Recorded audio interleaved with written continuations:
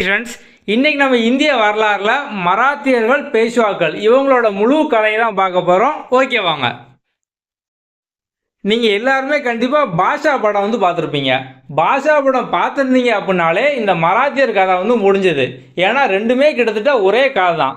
Okay, இப்போ கண்ணை மூடி ஒரு 5 நிமிஷம் கதையை மட்டும் கேளுங்க. இந்த மராத்தியரை இப்போ நம்ம முடிச்சிடலாம். மராத்தியர் அப்படின்னா யாருன்னா மகாராஷ்டிரா, தக்காணம் இந்த பகுதியில் வாழ்ந்தவங்க தான் நம்ம மராத்தியர்கள் அப்படிம்போம். அங்கே போன்ஸ்லே அப்படிங்கிற ஒரு பரம்பரை இருக்குது. அந்த பரம்பரையில் பார்த்தோம் அப்படின்னா சாஜி போன்ஸ்லே அப்படிங்கிற ஒருத்தர் இருக்கார். இந்த சாஜி போன்ஸ்லேயோட பையன் தான் சத்ரபதி சிவாஜி. ஓகே, இந்த போன்ஸ்லே, சத்ரபதி சிவாஜி இவங்கெல்லாம் பார்த்தோம் அப்படின்னா ஹிந்துக்கள். இந்த சாஜி போன்ஸ்லே யார்கிட்ட வேலை பார்க்காரு அப்படின்னா பிஜப்பூர் சுல்தான் கிட்ட வேலை பார்க்காரு. நம்ம சுல்தான் அப்படிங்கிற வார்த்தையை மென்ஷன் பண்ணோம் அப்படின்னாலே அது ஒரு இஸ்லாமிய மன்னர். நம்ம அவங்கள தான் சுல்தான் அப்படிமோ. இந்த சாஜி போன்ஸ்லே பார்த்தோம் அப்படின்னா பிஜப்பூர் சுல்தான் கிட்ட வேலை பார்க்காரு. ஆனால் சத்ரபதி சிவாஜிக்கு பார்த்தோம் அப்படின்னா முஸ்லீம் ரொம்ப பிடிக்காது. அதே மாதிரி பார்த்தோம் அப்படின்னா அவரோட மெயின் எய்மே அந்த முஸ்லீம் ஆட்சியை ஒழிச்சிட்டு இவரோட ஆட்சியை கொண்டு வரணும். இதுதான் அவரோட மெயின் எய்மாக இருக்கும். இவங்க அப்பா பிஜப்பூர் சுல்தான் தான் வேலை பார்க்காரு. ஆனால் இவருக்கு பார்த்தோம் அப்படின்னா அவரை பிடிக்காது. சத்ரபதி சிவாஜி என்ன பண்ணுறாரு அப்படின்னா அந்த பிஜப்பூர் சுல்தானோட கோட்டையை கைப்பற்றுறாரு. அதாவது அவரோட அப்பா பார்த்தோம் அப்படின்னா பிஜப்பூர் சுல்தான்ட்டே வேலை பார்க்காரு. அந்த பிஜப்பூர் சுல்தானோட கோட்டையவே இந்த சிவாஜி கைப்பற்றுறாரு. கைப்பற்றின உடனே பார்த்தோம் அப்படின்னா அவங்க அப்பாவான சாஜி போன்ஸ்லேவை அந்த பிஜப்பூர் சுல்தான் அரெஸ்ட் பண்ணி ஜெயிலில் போட்டுருந்தாரு. சிவாஜியோட அப்பாவை கைது பண்ணதுக்கப்புறம் சிவாஜி கொஞ்ச காலம் அந்த பிஜப்பூர் சுல்தானுக்கு எதிராக எந்த ஒரு பிரச்சனையும் பண்ணாமல் அமைதியாக இருக்கார். ஆனால் ஒரு 6 வருஷம் கழித்து பார்த்தோம் அப்படின்னா மறுபடியும் பிரச்சனை பண்ண ஆரம்பிக்கார். அந்த பிஜப்பூர் சுல்தானை எதிர்த்து அவரோட கோட்டையெல்லாம் பார்த்தோம் அப்படின்னா கைப்பற்றுறாரு. பிஜப்பூர் சுல்தானையும் தோக்கடிச்சிட்டாரு. இதுக்கு அடுத்து பார்த்தோம் அப்படின்னா முகலாயர் பக்கம் போகிறாரு. பிஜப்பூர் சுல்தான் அப்படின்னாலும் முஸ்லீம் ஆட்சி தான், முகலாயர்கள் அப்படின்னாலும் முஸ்லீம் ஆட்சி தான். அப்படி தானே? முகலாயர்களில் பார்த்தோம் அப்படின்னா பாபர், அக்பர், ஹுமாயூன், அவுரங்கசீப், ஷாஜஹான் நம்ம இவங்கள பற்றிலாம் படிச்சிருக்கோம். ஸோ இவரும் பார்த்தோம் அப்படின்னா பிஜப்பூர் சுல்தானை தோக்கடிச்சதுக்கப்புறம் அடுத்து முகலாயர்களை நோக்கி போகிறாரு. ஸோ முகலாயர்களில் அப்போ யார் மன்னனாக இருக்காங்க அப்படின்னா அவுரங்கசீப்பு. ஸோ அவுரங்கசீப்பையும் எதிர்க்காரு. அவரை எதிர்த்து பார்த்தோம் அப்படின்னா வெற்றியும் வருது, தோல்வியும் வருது, ரெண்டுமே மாற்றி மாற்றி வந்துக்கிட்டு இருக்கு. கடைசியாக பார்த்தோம் அப்படின்னா அவரையும் ஜெயிச்சிட்டாரு. சிவாஜி அவுரங்கசீப்பை ஜெயிச்சிருவார். ஜெயிச்சதுக்கப்புறம் பார்த்தோம் அப்படின்னா சிவாஜி அவருக்கே ஒரு பட்டம் கொடுத்துக்கிட்டாரு. சத்ரபதி சிவாஜி அப்படிங்கிற மாதிரி சிவாஜி அவருக்கே பட்டம் கொடுத்துக்கிட்டாரு. பட்டம் கொடுத்து கொஞ்சம் வருஷம் கழித்து பார்த்தோம் அப்படின்னா இறந்துருவார். அவர் இறந்ததுக்கப்புறம் பார்த்தோம் அப்படின்னா அவங்க பையங்களுக்குள்ள சண்டை வருது. அடுத்த மன்னனா நான் தான் இருப்பேன் அப்படிங்கிற மாதிரி ஒவ்வொருத்தரும் பார்த்தோம் அப்படின்னா சண்டை போட்டுக்கிட்டே இருக்கான். இந்த சண்டைக்கு பஞ்சாயத்து பண்ணுற மாதிரி பார்த்தோம் அப்படின்னா ஒருத்தர் வராரு. அவர் பேர் பாலாஜி விஸ்வநாதன் அப்படிங்கிறவர். இந்த பாலாஜி விஸ்வநாதன் கடைசியாக பஞ்சாயத்து பண்ணி ஒரு தீர்ப்பு கொடுக்காரு. சிவாஜியோட பேரன்களில் சாகு அப்படிங்கிற ஒருத்தன் இருக்கான். நீ தான் அடுத்த மன்னன் அப்படிங்கிற மாதிரி அந்த பாலாஜி விஸ்வநாதன் ஒரு தீர்ப்பு கொடுத்துட்டாரு. இந்த சாகுவை பொறுத்த வரைக்கும் பார்த்தோம் அப்படின்னா அவனுக்கு நிறைய இடத்த கைப்பற்றணும், நிறைய பகுதியை பிடிக்கணும், இந்த மாதிரி எந்த ஒரு எண்ணமே கிடையாது. அவனுக்கு எந்த எண்ணம் இருக்கும் அப்படின்னா பேருக்கு நம்ம ஒரு மன்னன், அந்த பேர் மட்டும் போதும் அப்படி மாதிரி அவன் இருப்பான். அவன் பாலாஜி விஸ்வநாதன் கிட்டே ஒரு டீலிங் போடுதான். நான் மன்னனாக இருக்கேன், உங்களை பேஷ்வா அப்படிங்கிற மாதிரி அறிவிச்சிருந்தேன். பேஷ்வா அப்படின்னா மன்னனுக்கு அடுத்து, நான் பேருக்கு மன்னனாக இருக்கேன், ஆனால் நீங்கள் ஆட்சி எல்லாமே பார்த்துக்கோங்க அப்படிங்கிற மாதிரி அந்த பஞ்சாயத்து பண்ண வந்த பாலாஜி விஸ்வநாதனையே பேஷ்வா ஆக்கிட்டாரு. அப்போ அந்த பேஷ்வா தான் பார்த்தோம் அப்படின்னா ஆட்சியெல்லாம் பண்ணுவார். பேருக்கு பார்த்தோம் அப்படின்னா அந்த சாகு அப்படிங்கிறவன் மன்னனாக இருப்பான். இந்த பேஷ்வாக்களில் பேஷ்வா பார்த்தோம் அப்படின்னா பாலாஜி விஸ்வநாதன். மொத்தம் பார்த்தோம் அப்படின்னா 3 பேஷ்வா வருவாங்க. இவங்க காலகட்டத்தில் பார்த்தோம் அப்படின்னா 3வது பானிபட் போர் எல்லாமே நடக்கும். கடைசியாக பார்த்தோம் அப்படின்னா இவங்க எல்லாருமே தோற்று போயிடுறாங்க. பிரிட்டிஷ்காரன் அவன் ஜெயிச்சு அவனோட ஆட்சி ஆரம்பிக்கு. எப்படி பாஷா படம் பார்த்த மாதிரியே இருந்துச்சா? முதல்ல பார்த்தோம் அப்படின்னா ரஜினியோட அப்பா ரகுவரன்ட்டே வேலை பார்ப்பாரு. ஸோ ரகுவரன் அவங்க அப்பாவே பிடிச்சி வச்சுட்டு இவனை மிரட்டுவார். கிட்டத்தட்ட பார்த்தோம் அப்படின்னா ரெண்டுமே ஒரே கதை மாதிரி தான் இருக்குது. ஓகே, இப்போ உங்களுக்கு இந்த ஃபுல் கதையும் பார்த்தோம் அப்படின்னா தெரிஞ்சிருக்கும். எப்படி முதல்ல மராத்தியரோட ஆட்சி ஆரம்பிக்கு, அதுக்கப்புறம் படிப்படியாக என்னென்னலாம் பண்ணுறாங்க, அதுக்கப்புறம் பேஷ்வாக்கள் எப்படி உள்ளே வராங்க, கடைசியாக இவங்க ஆட்சி எப்படி முடியுது. இந்த அவுட்லைன் கதையெல்லாம் தெரிஞ்சுட்டா அவ்வளோதான், சிம்பிள். நீங்கள் வந்து மராத்தாவை முடிச்சிட்டீங்க. இப்போ நம்ம வந்து ஒன் பை ஒன்னாக பார்த்தோம் அப்படின்னா இன்னும் டீட்டெயிலாக வந்து பார்க்கலாம். ஓகே வாங்க. நம்ம இந்த கதையை இப்போ இன்னும் டீட்டெயிலாக வந்து பார்க்கலாம். சிவாஜியோட காலம் பார்த்தோம் அப்படின்னா 1627லேருந்து 1680 வரைக்கும். நம்ம வந்து இவங்களோட அப்பா ஷாஜி போன்ஸ்லே அப்படின்னோம். ஸோ அந்த ஷாஜி போன்ஸ்லே பார்த்தோம் அப்படின்னா பிஜப்பூர் சுல்தான்கிட்ட வேலை பார்த்தார் அப்படின்னோம். அவர் அதுக்கு முன்னால் பார்த்தோம் அப்படின்னா வந்து அகமது நகரில் மாலிக் ஆம்பர் அப்படிங்கிற ஒருத்தர்கிட்ட பார்த்தோம் அப்படின்னா வந்து வேலை பார்த்துருப்பார். இந்த மாலிக் ஆம்பர் யார் அப்படின்னா அவர் வந்து ஒரு அபிசீனிய அடிமை. ஸோ அவர்கிட்டையும் பார்த்தோம் அப்படின்னா வந்து வேலை பார்த்துருப்பார். இந்த மராத்தியர்களை பொறுத்த வரைக்கும் பார்த்தோம் அப்படின்னா அவங்களோட போர் யுக்தி வந்து கொரில்லா வார்ஃபேர் அப்படிம்பாங்க. கொரில்லா போர் முறை, அதாவது மறைந்திருந்து தாக்குறது. அந்த இடத்துல ஃபுல்லாக பார்த்தோம் அப்படின்னா மலை அந்த மாதிரி தான் வந்து இருக்கும். அந்த மலைக்குள்ளே பார்த்தோம் அப்படின்னா அங்கங்கே மறைஞ்சிருந்து அங்கேருந்து தாக்குவாங்க. இதான் பார்த்தோம் அப்படின்னா இவங்களோட முக்கியமான போர் முறை. சிவாஜி 1627 சிவனேர் அப்படிங்கிற இடத்துல பார்த்தோம் அப்படின்னா வந்து பிறந்திருப்பார். இவங்களோட பெற்றவங்க யார் அப்படின்னா அப்பா வந்து ஷாஜி போன்ஸ்லே, அம்மா வந்து ஜீஜாபாய் அப்படிங்கவங்க. இவங்க அப்பாவுக்கு பார்த்தோம் அப்படின்னா ரெண்டாவது ஒரு ஒய்ஃப் வந்து உண்டு. அவங்க வந்து துக்காபாய் அப்படிங்கிறவங்க. சிவாஜிக்கு வந்து ஒரு குருவாக இருந்து எல்லாமே கற்றுக் கொடுத்தது யார் அப்படின்னா தாதாஜி கொண்டதேவ் அப்படிங்கிறவங்க. ஸோ நம்ம வந்து ஆரம்பத்திலே பார்த்தோம் சிவாஜியை பொறுத்த வரைக்கும் பார்த்தோம் அப்படின்னா அவருக்கு வந்து முஸ்லீம் வந்து பிடிக்காது. அவர் வந்து ஹிந்துக்கள் அவங்களுக்கு தான் பார்த்தோம் அப்படின்னா வந்து சப்போர்ட் பண்ணுவார். அதில் வந்து மெயினாக பார்த்தோம் அப்படின்னா பக்தி இயக்கங்கள் அது எல்லாமே வந்து இவர் வந்து ஆதரிச்சிருப்பார். அதில் வந்து ஏக்நாத், துக்காராம், ராம்தாஸ் இவங்கெல்லாம் பார்த்தோம் அப்படின்னா வந்து ஆதரிப்பார். நீதிபதி ரணடே அப்படிங்கிற வந்து அவரோட குறிப்பில் என்ன சொல்கிறார் அப்படின்னா இந்த பக்தி இயக்கத்தில் வந்து பிராமின்ஸ்லாம் வந்து இல்லை. பொதுவாக அந்த காலத்தில் பார்த்தோம் அப்படின்னா எல்லா பக்தி இயக்கத்துலையும் பிராமின்ஸாக இருப்பாங்க. ஆனால் இந்த இயக்கங்களில் பார்த்தோம் அப்படின்னா பிராமணர்கள் அல்லாதவங்க தான் இருந்தாங்க அப்படின்னு சொல்லி நீதிபதி ரணடே வந்து சொல்கிறாரு. சிவாஜியோட அப்பா அம்மா வந்து எந்த வம்சம் எந்த பரம்பரையை சார்ந்தவங்க அப்படின்னா அவங்களோட அம்மா வந்து தேவகிரி யாதவர்கள் அந்த பரம்பரையை சார்ந்தவங்க. அதே மாதிரி வந்து தந்தை பார்த்தோம் அப்படின்னா மேவார் சிசோடியர் அந்த பரம்பரையை வந்து சார்ந்தவங்க. ஸோ சிவாஜி பார்த்தோம் அப்படின்னா வந்து பூனாவோட மலைப்பாங்கான பகுதி அங்கே வந்து அவர் நல்ல ஃபேமஸாக வந்து இருந்திருக்காரு. இவரோட இராணுவ வெற்றியை பொறுத்த வரைக்கும் பார்த்தோம் அப்படின்னா அவரோட 19வது வயசுலேயே பார்த்தோம் அப்படின்னா பிஜப்பூர் தோர்னா கோட்டை, ரைக்கார் கோட்டை இதெல்லாம் வந்து கைப்பற்றியிருக்காரு. 1647 பார்த்தோம் அப்படின்னா அவரோட குரு அப்படின்னும் தாதாஜி கொண்டதேவ் அவர் பார்த்தோம் அப்படின்னா வந்து இறந்துருவார். ஸோ இது போக பார்த்தோம் அப்படின்னா இவர் பரமத்தி, இந்திரபூர், புரந்தர், அதுக்கப்புறம் வந்து கொண்டனா கோட்டை, கல்யாண் கோட்டை இதெல்லாம் பார்த்தோம் அப்படின்னா வந்து கைப்பற்றியிருப்பார். சிவாஜியோட அப்பாவுக்கு பார்த்தோம் அப்படின்னா ஜாகீராக வந்து நிலம் கொடுத்துருப்பாங்க. ஜாகீர் அப்படிங்கிறது என்ன அப்படின்னா வந்து வேலை பார்க்குறவங்களுக்கு அரசாங்கம் சம்பளமாக கொடுக்காம ஜாகீர் அப்படிங்கிற மாதிரி ஒரு சில நிலப்பகுதியெல்லாம் வந்து கொடுத்துருவாங்க. அவங்க வந்து அந்த நிலத்தை நிர்வாகம் பண்ணி அங்கே வந்து வசூல் பண்ணி அதை வந்து இவங்க சம்பளமாக வந்து வச்சுக்கணும். இதான் வந்து ஜாகீர் முறை அப்படிம்பாங்க. ஸோ இவங்க அப்பாவையும் பார்த்தோம் அப்படின்னா வந்து ஜாகீராக வந்து வச்சுருப்பாங்க. சிவாஜி என்ன பண்ணுவார் அப்படின்னா அவரோட பகுதியை பார்த்தோம் அப்படின்னா வந்து கைப்பற்றுவார். அதாவது நிறைய இடத்த கைப்பற்றுற மாதிரி இவங்க அப்பாவோட பகுதியை வந்து கைப்பற்றுவார். இதனால் என்ன பண்ணுறாங்க அப்படின்னா அந்த சுல்தான் வந்து இவங்க அப்பாவை கைது பண்ணிடுறாங்க. அதுக்கப்புறம் சிவாஜி கிட்ட பேச்சுவார்த்தை பண்ணுறதுக்கு இளவரசர் முராத் வந்து வராரு. அந்த பேச்சுவார்த்தைக்கெலாம் அப்புறம் பார்த்தோம் அப்படின்னா 1649 சிவாஜியோட அப்பாவை ரிலீஸ் பண்ணுறாங்க. 1649 1655 வரைக்கும் பார்த்தோம் அப்படின்னா இந்த சிவாஜி அந்த பேச்சுவார்த்தைக்கு அப்புறம் எந்த ஒரு பிரச்சனையுமே பண்ணாமல் வந்து இருக்கார். ஆனால் மறுபடியும் பார்த்தோம் அப்படின்னா 1656 சதாரா மாவட்டத்தில் ஜாவ்லியை வந்து கைப்பற்றுறாரு. ஸோ வந்து இதுக்கு முன்னாடி வரைக்கும் பார்த்தோம் அப்படின்னா பிஜப்பூர் சுல்தான்கிட்ட ஒரு 6 வருஷம் அந்த பேச்சுவார்த்தையினால் எந்த பிரச்சனையும் பண்ணாமல் இருந்தார். மறுபடியும் பார்த்தோம் அப்படின்னா வந்து கைப்பற்ற ஆரம்பிக்காரு. இவருக்கு பின்னால் பார்த்தோம் அப்படின்னா நிறைய இளைஞர்கள்லாம் வந்து வராங்க. அந்த ஜால்வியிலேருந்து 2 மைல் மேற்க பார்த்தோம் அப்படின்னா புதுசாக பிரதாப்கர் அப்படிங்கிற மாதிரி ஒரு கோட்டையை வந்து கட்டுறாங்க. நவம்பர் 1656 பார்த்தோம் அப்படின்னா பிஜப்பூரை சேர்ந்த முகமது அடில் ஷாஹி இவர் வந்து இறந்துருந்தார். அவர் இறந்ததுக்கு அப்புறம் பார்த்தோம் அப்படின்னா 2ஆம் அடில் ஷாஹி இவர் வந்து 18 வயசுலேயே ஆட்சிக்கு வராரு. இப்போ இது வரைக்கும் பார்த்தோம் அப்படின்னா பிஜப்பூர் சுல்தான் அவங்களாம் வந்து சிவாஜி எதிர்த்துக்கிட்டு இருக்காரு. இப்போ பார்த்தோம் அப்படின்னா வந்து முகலாயர்களில் அவுரங்கசீப் வந்து வந்துட்டார். அவுரங்கசீப் வந்த உடனே பார்த்தோம் அப்படின்னா பிடார், கல்யாண், பரிந்தர் இந்த பகுதியெல்லாம் 1657 வந்து கைப்பற்றுறாரு. ஸோ இந்த டயத்தில் பார்த்தோம் அப்படின்னா அவுரங்கசீப்போட அப்பாவான ஷாஜகான் இவருக்கு வந்து உடம்பு முடியாமல் போகுது. ஸோ இவரை பார்க்கறதுக்காண்டி டெல்லிக்கு வந்து போகிறாரு.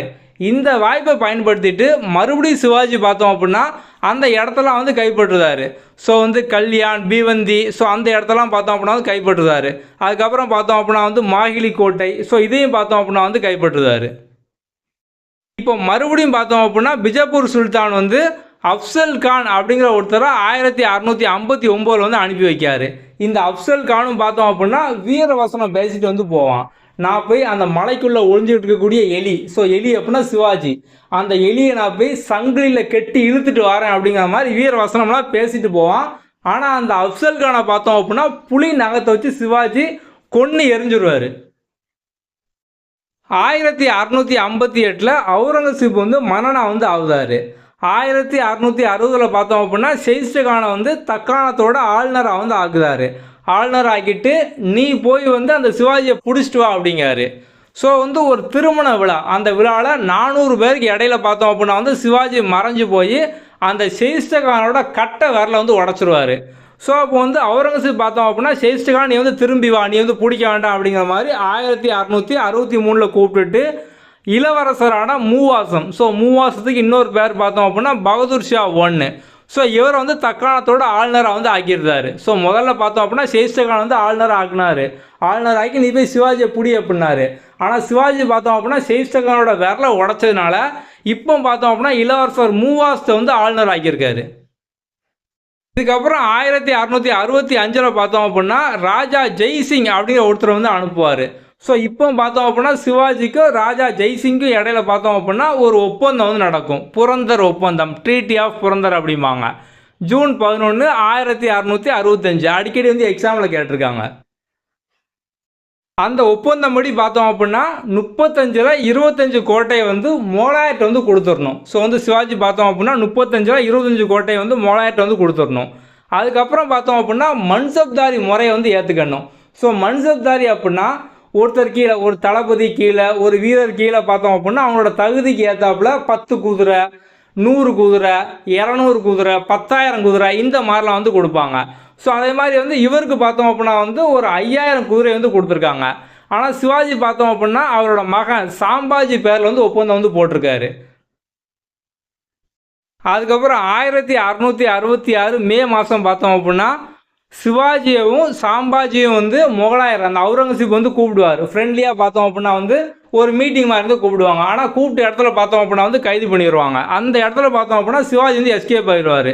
ஸோ எஸ்கேப் ஆகி சூரத் துறைமுகம் அதை ஃபுல்லாக பார்த்தோம் அப்படின்னா வந்து சூறையாடி கைப்பற்றிடுவார். அதுக்கப்புறம் பார்த்தோம் அப்படின்னா வந்து அங்கே சவுத் அப்படிங்கிற மாதிரி ஒரு டேக்ஸ் வந்து போடுவார். மொத்த வருமானத்தில் 4/1 பங்கு பார்த்தோம் அப்படின்னா வந்து சிவாஜி கொடுக்கணும் அப்படிங்கிற மாதிரி போடுவார். அந்த டேக்ஸ் பேர் பார்த்தோம் அப்படின்னா சவுத்து. அடுத்தது பார்த்தோம் அப்படின்னா சிவாஜியோட முடிசூட்டு விழா ஜூன் 6, 1674 ரைக்காரில் வச்சு நடக்கும். அவரே பார்த்தோம் அப்படின்னா சத்ரபதி அப்படிங்கிற ஒரு பட்டத்தை வந்து கொடுத்துக்கிட்டாரு. 1676 பார்த்தோம் அப்படின்னா தெற்கில் அவரோட வெற்றியை வந்து ஆரம்பிக்கார். அதுக்கப்புறம் வந்து கோல்கொண்டா சுல்தான் கூட ஒரு சீக்ரெட் ட்ரீட்டி, ரகசிய ஒப்பந்தம் வந்து போடுதார். அதுக்கப்புறம் செஞ்சி, வேலூர் இந்த கோட்டையெல்லாம் பார்த்தோம் அப்படின்னா வந்து கைப்பற்றுதார். தஞ்சையை வந்து நிர்வாகம் பண்ணுறதுக்கு அவரோட சகோதரர் வெங்கோஜி, அவருக்கு இன்னொரு பேர் பார்த்தோம் அப்படின்னா எக்கோஜி, ஸோ அவர் தான் பார்த்தோம்னா நிர்வாகம் பண்ணுறாரு, சிவாஜியோட சகோதரர். ஸோ வந்து இவரோட முக்கியமான போர் பார்த்தோம் அப்படின்னா வந்து கர்நாடக போர். ஸோ நம்ம வந்து அப்ளை பார்த்தோம், சிவாஜியோட மகன் தான் பார்த்தோம் அப்படின்னா அந்த மன்சப்தாரியாக ஒரு 5000 குதிரையை பார்த்தோம் அப்படின்னா வந்து நிர்வகிச்சுக்கிட்டு இருப்பான் அப்படின்னு. ஸோ அவன் பார்த்தோம் அப்படின்னா அந்த முகலாயர்கிட்ட வந்து இருக்கான், அவங்களோட முகாம்லாம் பார்த்தோம் அப்படின்னா வந்து இருப்பான். இது பார்த்தோம் அப்படின்னா சிவாஜிக்கு வந்து ரொம்ப கவலையாக இருக்கும். கடைசியில் ஒரு 53 வயசில் பார்த்தோம் அப்படின்னா 1680 வந்து இறந்துருவார். சிவாஜி இறந்ததுக்கப்புறம் பார்த்தோம் அப்படின்னா வாரிசு சண்டை வந்து வருது. அவங்களோட பையன்களில் யார் மன்னன் ஆகணும் அப்படின்னு. சிவாஜிக்கு சாம்பாஜி அப்படிங்கிற ஒரு பையன் வந்து இருக்கான், ராஜாராம் அப்படிங்கிற பையன் வந்து இருக்கான். அவுரங்கசீப் என்ன பண்ணுறாரு அப்படின்னா இந்த சாம்பாஜியை கொண்டுட்டார். இப்போ வந்து சாம்பாஜி இல்லை. இப்போ சாம்பாஜிக்கு பார்த்தோம் அப்படின்னா ஒரு பையன் சாஹு அப்படிங்கிற பையன் இருக்கான். இந்த பையனையும் தூக்கி ஜெயிலில் வந்து போட்டுதார் அவுரங்கசீப். ஸோ சாம்பாஜியை கொண்டாரு, அவரோட பையனை பார்த்தோம் அப்படின்னா ஜெயிலில் வந்து போட்டார். இப்போ இன்னொரு சைடில் பார்த்தோம் அப்படின்னா வந்து ராஜாராம் வந்து இருக்கான். ராஜாராமோட மகன் பார்த்தோம் அப்படின்னா வந்து 2ஆம் சிவாஜி அப்படிங்கவன். ராஜாராமோட ஒய்ஃப் தான் தாராபாய். இந்த தாராபாய்க்கு பார்த்தோம் அப்படின்னா இந்த 2ஆம் சிவாஜி இவனை வந்து மன்னனாக்கணும் அப்படிங்கிற எண்ணம் வந்து இருக்குது. ஆனால் இங்கே ஒரு சிக்கல் என்ன அப்படின்னா இந்த ராஜாராமுக்கு இன்னொரு ஒய்ஃப் வந்து இருக்குது. அவங்க பேர் பார்த்தோம் அப்படின்னா வந்து ராஜாபாய். ஸோ அந்த ராஜாபாய்க்கு பார்த்தோம் அப்படின்னா இரண்டாம் சாம்பாஜி அப்படிங்கிற ஒரு பையன் வந்து இருக்கான். ஸோ அவங்களுக்கு பார்த்தோம் அப்படின்னா அவனை வந்து மரணாக்கணும் அப்படிங்கிற மாதிரி பார்த்தோம் அப்படின்னா வந்து என்ன இருக்குது. ஸோ இதெல்லாம் பஞ்சாயத்து பண்ணுறதுக்கு தான் பார்த்தோம் அப்படின்னா இந்த பாலாஜி விஸ்வநாத் இவர் வந்து வாராரு. ஸோ இவர் வந்ததுக்கப்புறம் பார்த்தோம் அப்படின்னா இந்த சாகுவும் ஜெயிலேருந்து வந்துடுவான். அவனை வந்து மரணம் ஆக்கிடுவார். கடைசியாக ஒரு பஞ்சாயத்து பண்ணி இந்த சாகு வந்து மரணம் வந்து ஆக்கிட்டார். இந்த சாகுவை பொறுத்த வரைக்கும் பார்த்தோம் அப்படின்னா இவனுக்கு வந்து மன்னனாகி ஆட்சி பண்ணும் அப்படிங்கிற எண்ணம்லாம் வந்து கிடையாது. பேருக்கு மன்னனாக இருந்தால் வந்து போதும். நம்ம வந்து ஆரம்பத்திலே சொல்லியிருப்போம். இவன் என்ன பண்ணுவான் அப்படின்னா வந்து இந்த பஞ்சாயத்து பண்ண வந்த பாலாஜி விஸ்வநாத்தையே நான் வந்து உங்களுக்கு பேஷ்வா பதவி வந்து கொடுக்கேன். பேஷ்வா அப்படின்னா மன்னனுக்கு அடுத்து நீங்களே வந்து எல்லாமே பார்த்துக்கோங்க, நிர்வாகம் எல்லாமே நீங்களே வந்து பார்த்துக்கோங்க, நான் வந்து பேருக்கு மன்னனாக இருக்கேன் அப்படின்னு சொல்லிட்டு அவன் சத்தாரா அப்படிங்கிற பகுதிக்கு வந்து ரெஸ்ட் எடுக்கிறக்காண்டி வந்து போயிடுவான். ஸோ இதுக்கப்புறம் பார்த்தோம் அப்படின்னா இந்த பேஷ்வாவோட ஆட்சியாக வந்து நடக்கும். பேருக்கு சாகு தான் மன்னராக இருந்தார் அப்படின்னோம். பாலாஜி விஸ்வநாதன் தான் பார்த்தோம் அப்படின்னா பேஷ்வாவை வந்து ஆட்சி பண்ணுவார். ஆனால் பேருக்கு சாகு தான் மன்னராக இருந்தார். இந்த சாகு இறந்ததுக்கப்புறம் இவரோட மகனான ராமராஜா இவர் தான் பார்த்தோம் அப்படின்னா வந்து அடுத்து வந்து ஆட்சியில் வந்து அமர்வார். நம்ம இதுக்கு முன்னால் பார்த்தோம் அப்படின்னா அந்த ராஜாராமுக்கு 2 ஒய்ஃப் அப்படின்னோம். அங்கே வந்து இன்னொரு கதை வந்து இருக்குது. அந்த ராஜாராமுக்கு பார்த்தோம் அப்படின்னா தாராபாய் அப்படிங்கிற ஒரு ஒய்ஃபு, ராஜாபாய் அப்படிங்கிற ஒரு ஒய்ஃப் வந்து இருக்காங்க. இந்த தாராபாய் என்ன பண்ணுறாங்க அப்படின்னா கோல்காப்பூர் அப்படிங்கிற ஒரு சின்ன பகுதியை அதை வந்து தலைநகராக வச்சு அங்கே வந்து ஆட்சி பண்ணிக்கிட்டு வந்து இருக்காங்க. இந்த 2வது மனைவி ராஜாபாய்க்கு பார்த்தோம் அப்படின்னா இரண்டாம் சாம்பாஜி அப்படிங்கிற ஒரு பையன் வந்து இருக்கான். இவன் என்ன பண்ணுறான் அப்படின்னா அந்த தாராபாயை தூக்கி ஜெயிலில் போட்டுட்டு அந்த பகுதியை இவன் வந்து ஆட்சி பண்ணுறான். அப்போ மொத்தத்தில் பார்த்தோம் அப்படின்னா இந்த முதல் மனைவியான தாராபாய் இவங்க வந்து முதல்ல என்ன ஆசைப்பட்டிருப்பாங்க, இவங்களோட பையனான இரண்டாம் சிவாஜி வந்து அடுத்து மன்னராகுன்னு நினச்சிருப்பாங்க. அது வந்து நடந்திருக்காது. அதுக்கப்புறம் ஒரு சின்ன பகுதி கோல்காப்பூர் அதை வந்து தலைநகராக வச்சு அங்கே வந்து ஆட்சி பண்ணுவாங்க. அதையும் பார்த்தோம் அப்படின்னா வந்து இந்த இரண்டாம் சாம்பாஜி வந்து பிடுங்கிட்டான். இந்த படத்தை வந்து போட்டு வச்சுக்கோங்க, இன்னும் உங்களுக்கு வந்து சிம்பிளாக வந்து புரியும். சிவாஜிக்கு ஒரு பையன் சாம்பாஜி, இன்னொரு பையன் ராஜாராம். சாம்பாஜியோட பையன் தான் பார்த்தோம் அப்படின்னா சாகு, சாகுவோட பையன் தான் பார்த்தோம் அப்படின்னா ராமராஜா. அதே மாதிரி இங்கே வந்து ராஜாராமோட பையன் தான் பார்த்தோம் அப்படின்னா வந்து இரண்டாம் சிவாஜி. அடுத்தது பார்த்தோம் அப்படின்னா இந்த தாராபாய்க்கு எதுவுமே கிடைக்கல. நம்ம வந்து அப்ளை சொன்னோம். ஸோ வந்து ஆரம்பத்தில் பார்த்தோம் அப்படின்னா அவங்களோட பையனை மன்னராக்குன்னு நினைப்பாங்க, அதுவும் வந்து நடக்காது. அதுக்கப்புறம் கோல்காப்பூரில் வந்து ஒரு சின்ன பகுதி ஆட்சி பண்ணுவாங்க, அதையும் பார்த்தோம் அப்படின்னா வந்து பிடுங்கிடுவாங்க. ஸோ மொத்தத்தில் அவங்களுக்கு பார்த்தோம் அப்படின்னா வந்து ஏமாற்றம். இந்த தாராபாய் பார்த்தோம் அப்படின்னா 1761லையும் ராமராஜா பார்த்தோம் அப்படின்னா 1777லையும் பார்த்தோம் அப்படின்னா வந்து இறந்துருந்தாங்க. அதுக்கு அடுத்ததாக பார்த்தோம் அப்படின்னா இரண்டாம் சாகு இவர் வந்து ராஜா ஆகுதார் 1808. அதுக்கப்புறம் வந்து அவரோட மகனான பிரதாப் சிங்கை பிரிட்டிஷ்காரங்க 1839 வந்து ஜெயிலில் வந்து போடுதாங்க. 1847 பார்த்தோம் அப்படின்னா வந்து இறந்துருந்தார். இதுக்கப்புறம் அவரோட சகோதரர் இரண்டாம் ஷாஜியை பிரிட்டிஷ்காரங்க வந்து மன்னராக வந்து அறிவிக்காங்க. இவர் தான் பார்த்தோம் அப்படின்னா கடைசி மராட்டிய மன்னர். அடுத்து பார்த்தோம் அப்படின்னா இந்த சிவாஜியோட அவையில் அஷ்டபிரதான் அப்படிங்கிற மாதிரி வந்து அமைச்சர்களாக வந்து இருப்பாங்க. நம்ம வந்து விஜயநகரில் பார்த்தோம் அப்படின்னா அஷ்ட திகஜங்கள் அப்படின்னு பார்த்தோம். அதே மாதிரி குப்தாஸில் பார்த்தோம் அப்படின்னா நவரத்னங்கள் அப்படிங்கிற மாதிரி பார்த்தோம். அதே மாதிரி இங்கே பார்த்தோம் அப்படின்னா அஷ்டபிரதான். இப்போ பேஷ்வா அப்படின்னா பிரதம அமைச்சர், அமத்தியா அப்படின்னா நிதி அமைச்சர், சுர்னாவிஸ் இல்லை சச்சிவ் அப்படின்னா உள்துறை அமைச்சர், வாக்கிய நாவிஸ் அப்படின்னா தரவுகளை பராமரிப்பவர்.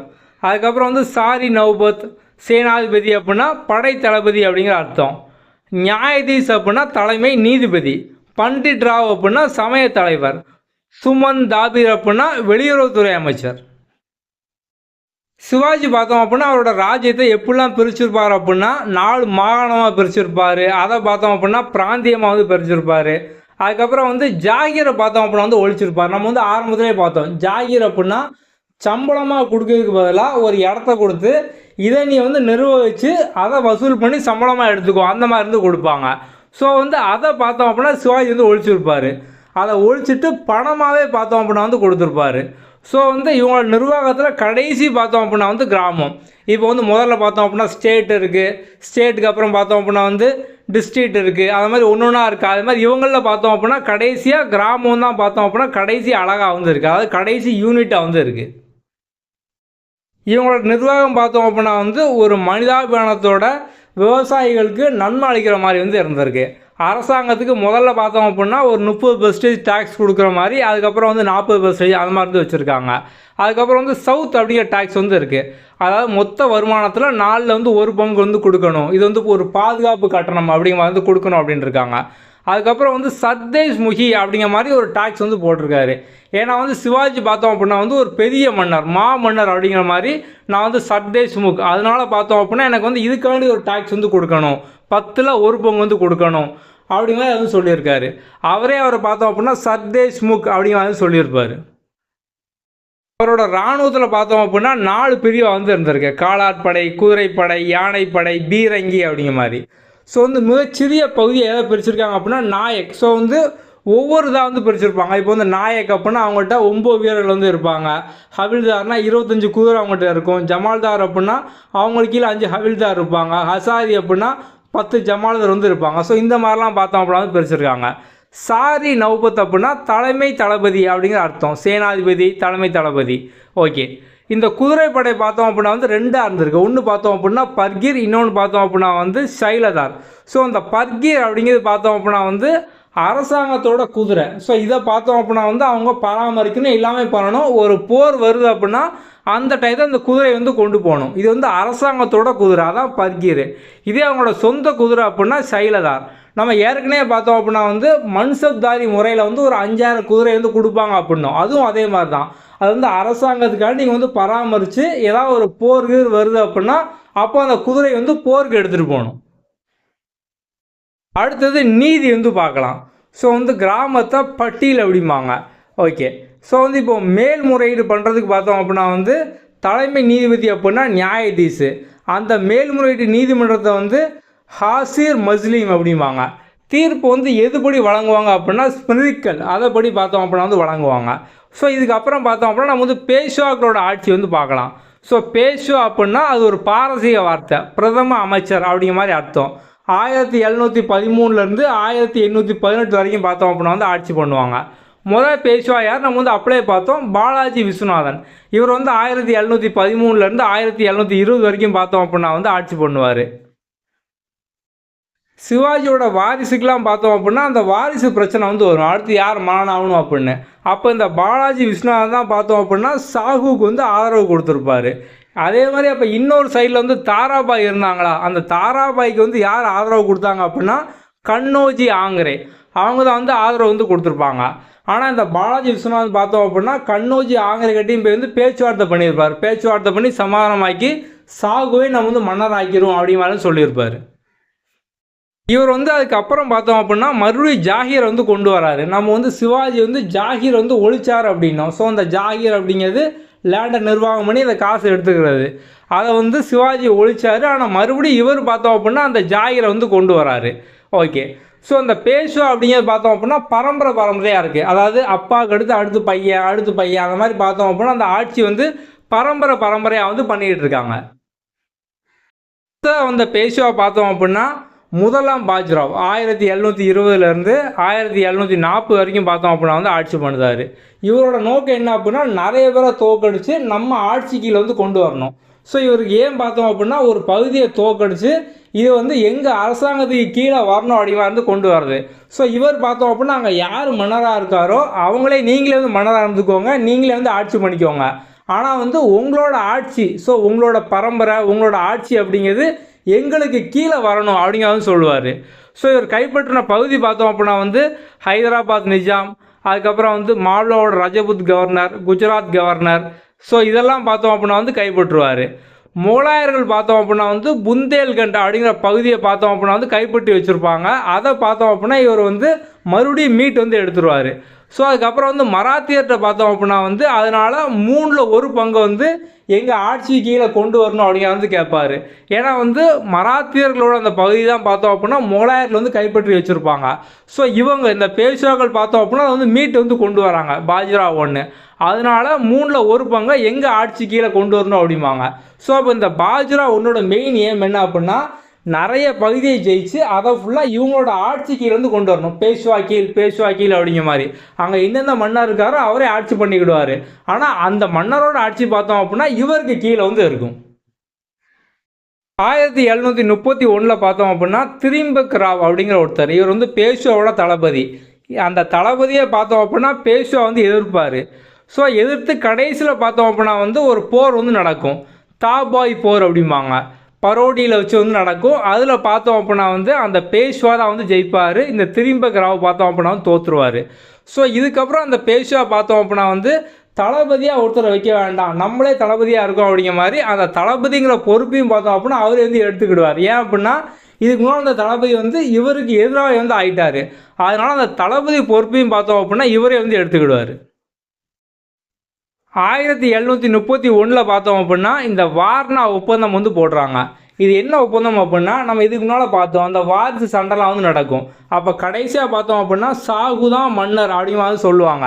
அதை வந்து மறுபடியும் இன்னொரு டைம் பார்த்தோம் அப்படின்னா அதை எல்லாருமே ஒத்துக்கிற மாதிரி போடக்கூடிய ஒப்பந்தம் தான் இந்த வார்னா ஒப்பந்தம். ஸோ இதுபடி பார்த்தோம் அப்படின்னா வந்து கோலாப்பூர் படையோட சாம்பாஜி டூ அவங்க எல்லாம் பார்த்தோம் அப்படின்னா மறுபடியும் வந்து ஏற்றுக்கிடுவாங்க, ஆமாம் அவர் தான் மன்னர் அப்படிங்கிற மாதிரி. இது வந்து ஜஸ்ட் இன்னொரு டைம் வந்து கன்ஃபார்ம் பண்ணிக்கிற மாதிரி. ஓகே, அடுத்து பார்த்தோம் அப்படின்னா 1738 தானா, சால்செட், பசைன் இதெல்லாம் பார்த்தோம் அப்படின்னா போர்ச்சுகீஸ்கிட்ட வந்து கைப்பற்றுதாங்க. கொங்கன் கடற்கரையில் வாழ்ந்த மக்கள்லாம் பார்த்தோம் அப்படின்னா வந்து வெளியேற்றுதாங்க. ஸோ இதுக்கப்புறம் பார்த்தோம் அப்படின்னா வந்து பிரிட்டிஷ்காரங்க வந்து மராத்தியர் கூட வந்து நட்பாக இருக்காங்க. ஏன் நட்பாக இருக்காங்க அப்படின்னா அந்த தக்கான பகுதி அங்கெல்லாம் பார்த்தோம் அப்படின்னா வந்து அவங்க வியாபாரம் பண்ணணும், வணிகம் பண்ணணும். ஸோ இதுக்காக பார்த்தோம் அப்படின்னா வந்து மராத்தியர் கூட வந்து நட்பாக இருக்காங்க ஆங்கிலேயர்கள். அடுத்தது 1739 பார்த்தோம் அப்படின்னா ஆப்கானோட நாதிர் ஷா இவர் வந்து டெல்லிக்கு மேலே வந்து படையெடுப்பார். ஸோ படையெடுத்து கோயினூர் வைரம், அதுக்கப்புறம் வந்து மயில் சிம்மாசனம், பீகாக் த்ரோன் இதெல்லாம் பார்த்தோம் அப்படின்னா வந்து கைப்பற்றுதார். இப்போது முகலாயர்கள் பார்த்தோம் அப்படின்னா மராத்தியர்கிட்ட வந்து ஹெல்ப் கேட்காங்க. ஸோ ஆரம்பத்தில் பார்த்தோம் அப்படின்னா வந்து மராத்தியர் வீக்காக இருப்பாங்க, முகலாயர் பார்த்தோம் அப்படின்னா ஸ்ட்ராங்காக இருப்பாங்க. இப்போ பார்த்தோம் அப்படின்னா வந்து மராத்தியர்கள் தான் வந்து ஸ்ட்ராங்காக இருக்காங்க, முகலாயர்கள் வந்து கொஞ்சம் வீக்காக இருக்காங்க. அதனால் முகலாயர்கள் பார்த்தோம் அப்படின்னா மராத்தியர்கிட்ட வந்து ஹெல்ப் கேட்காங்க. அதுக்கப்புறம் 1752 பார்த்தோம் அப்படின்னா வந்து நாதிர் ஷாவோட தளபதி அகமது ஷா அப்தாலி இவர் வந்து டெல்லி மேலே படையெடுத்து வராரு. ஏற்கனவே முகலாயர்கள் பார்த்தோம் அப்படின்னா வந்து மராத்தியர்கிட்ட ஹெல்ப் கேட்டிருப்பாங்க. ஸோ அதனால் பார்த்தோம் அப்படின்னா வந்து இந்த படையெடுப்பு வந்து மராத்தியர்கள்லாம் சேர்ந்து வந்து அவங்கள தோக்கடிச்சிருந்தாங்க. அடுத்த பேஷ்வா பார்த்தோம் அப்படின்னா பாலாஜி பாஜ்ராவ் 1740 1761 வரைக்கும் இவர் வந்து நானா சாஹிப்னு வந்து கூப்பிடுவாங்க. பாஜ்ராவோட மகன். இவரோட நிர்வாகம் பார்த்தோம் அப்படின்னா நல்ல நிர்வாகம் வந்து பண்ணியிருப்பார். குறிப்பாக பார்த்தோம் அப்படின்னா நிதி ஃபினான்ஸ்லாம் பார்த்தோம் அப்படின்னா சிறப்பாக வந்து இருப்பார். தஞ்சை மராத்தியர்கள் வந்து இவர்கிட்ட வந்து ஹெல்ப் கேட்பாங்க. ஸோ இவர் வந்து ரகுஜி போன்ஸ்லே வந்து அனுப்பி வைப்பார்.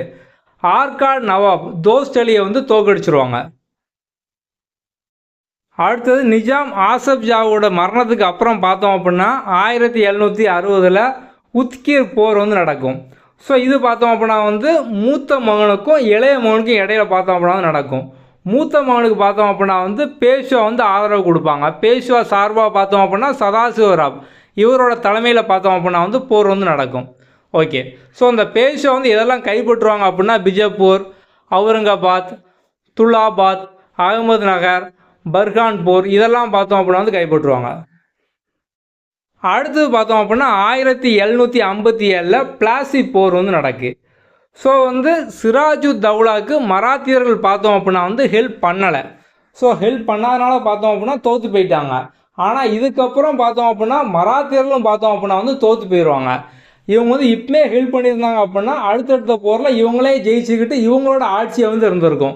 இவங்க வந்து அவங்களுக்கு ஹெல்ப் பண்ணாதனால பிரிட்டிஷ்காரங்க ஜெயிச்சு அதுக்கப்புறம் பார்த்தோம் அப்படின்னா இந்த மராத்தியர்கள், முகலாயர்கள் இவங்க எல்லாரோட ஆட்சியும் பார்த்தோம் அப்படின்னா வந்து தோல்வியில் போய் வந்து முடிஞ்சிருக்கும். 3வது பானிபட் போர் 1761 ஜனவரி 14 வந்து நடக்கு. ஸோ இதுக்கப்புறம் பார்த்தோம் அப்படின்னா மராத்தியர்கள், முகலாயர்கள் இவங்க எல்லாருமே வீழ்ச்சி அடைஞ்சு பிரிட்டிஷோட ஆட்சி வந்து ஆரம்பிக்கும். ஓகே, நம்ம வந்து கம்ப்ளீட்டாக பார்த்தோம் அப்படின்னா வந்து மராத்தியர்கள், பேஷ்வாக்கள் இவங்க எல்லாரோட கதையை வந்து பார்த்துட்டோம். நம்ம அந்த கதை கேளு அப்படிங்கிற சீரீஸில் பார்த்தோம் அப்படின்னா கண்டினியூஸாக வந்து எல்லா ஹிஸ்ட்ரி, பாலிட்டி, எக்கனாமிக்ஸ் எல்லாமே வந்து கதையாகவே போட்டு வரோம். நீங்கள் மற்ற வீடியோலாம் பார்க்கல அப்படின்னா அதுவும் பாருங்கள். நம்ம இதே வீடியோ ஆல்ரெடி இங்கிலீஷில் வந்து போட்டிருக்கோம். அந்த லிங்க்கும் பார்த்தோம் அப்படின்னா இந்த வீடியோ டிஸ்கிரிப்ஷனில் இருக்கும். இங்கிலீஷில் வேணும் அப்படிங்கிறவங்க இங்கிலீஷில் பார்த்து ஃபுல்லாக வந்து நோட்ஸ் எடுத்துக்கோங்க. ஓகே, அடுத்த வீடியோவில் பார்ப்போம். தேங்க்யூ.